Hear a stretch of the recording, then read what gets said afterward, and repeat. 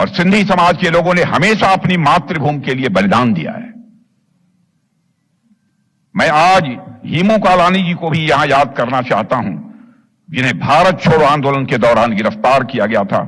उन्हें मौत की सजा सुनाई गई थी।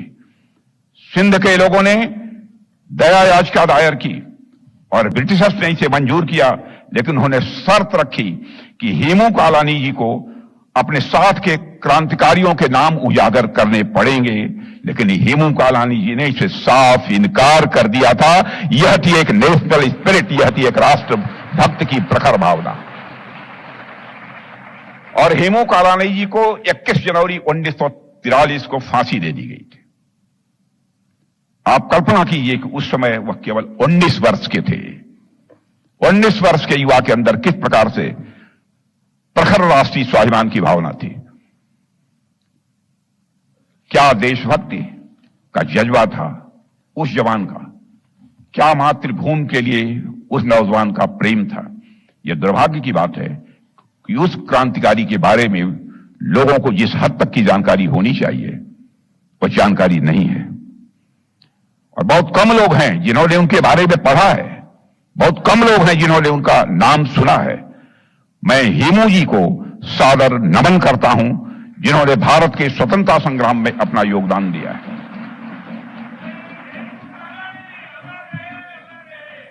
साथियों, वर्ष 1947 में जब भारत स्वतंत्रता का उत्सव मना रहा था, तब विभाजन की त्रासदी की वजह से बहुत बड़ी जनहानि हुई थी और लाखों लोगों को अपने घरों से विस्थापित होना पड़ा था। इस कारण सिंधी समाज को भी बहुत कुछ खोना पड़ा है। साथ ही उन्हें एक छल का भी शिकार होना पड़ा। वह छल किया उस समय की सरकार ने। पार्टीशन के समय कांग्रेस ने सिंध के लोगों को भारत आने के लिए मना किया। पार्टीशन के समय सिंध के लोगों को आने के लिए उन्होंने मना किया, जबकि उन लोगों को पता था कि सिंध में हिंदू माइनॉरिटीज को कितना खतरा था। भारत के विभाजन की घोषणा के तुरंत बाद अखिल भारतीय कांग्रेस समिति ने 14 जून को दिल्ली में एक बैठक बुलाई और उस बैठक में सिंध, पंजाब और बंगाल के हिंदुओं और सिखों ने विभाजन के विचार का विरोध किया था। उन्होंने इस बैठक में विभाजन के खिलाफ मतदान भी किया था और यह भी मांग की थी कि उसकी सुरक्षा के लिए प्राविधान किए जाएं। हालांकि कांग्रेस के उच्च नेतृत्व ने उनकी मांगों को अनदेखा कर दिया था उस समय। ऐसे समय में राष्ट्रीय स्वयंसेवक संघ ने सिंधी समाज की बेहद मदद की थी। मैं समझता हूं कि सिंधी समाज उसे नहीं भुला सकता है। संघ ने हिंदू समाज के लोगों को सेल्फ डिफेंस ट्रेनिंग भी दी थी और 1943 से लेकर 1947 तक संघ के तत्कालीन सरसंघ चालक श्री गोलवलकर जी ने कई बार सिंध का दौरा भी किया था। वे सिंध के सभी प्रमुख शहरों में गए थे और वहां के प्रमुख हिंदू और सिंधी नेताओं, व्यापारियों, वकीलों और शिक्षाविदों से मिले। और जब अगस्त 1947 के प्रारंभ में उन्होंने कराची का दौरा किया तो लाखों की संख्या में सिंधी हिंदुओं ने उनका स्वागत किया था। इस दौरान संघ से सिंधी जुड़ाव स्वाभाविक रूप से बढ़ा था। और साथियों, भारतीय जनता पार्टी हमेशा से सिंधी समाज के लोगों और उनकी संस्कृति के पक्ष में खड़ी रही है और भविष्य में सदैव खड़ी रहेगी।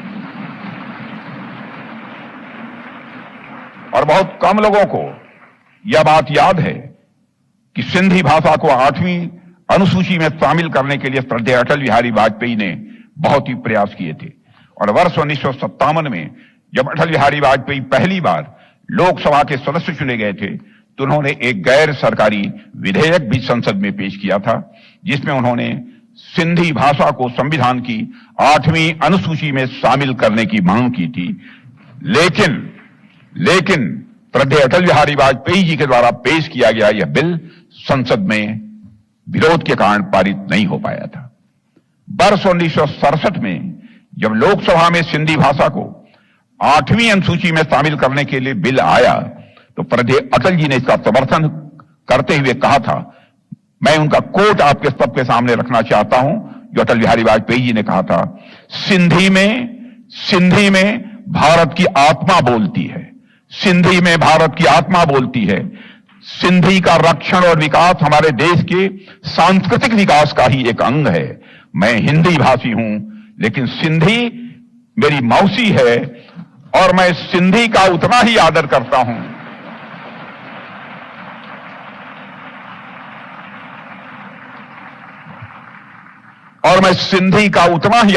हूं जितना कि मैं हिंदी का आदर करता हूं। ये अटल बिहारी वाजपेयी जी ने कहा। यह स्टेटमेंट इस बात का सबूत है कि हम हमेशा से ही सिंधी लोगों के सम्मान के लिए खड़े हुए हैं, उनके हक के लिए खड़े हुए हैं और सिंधी समाज के अधिकार के लिए बहनों भाइयों खड़े हुए हैं और भविष्य में भी जब भी जरूरत होगी खड़े होते रहेंगे।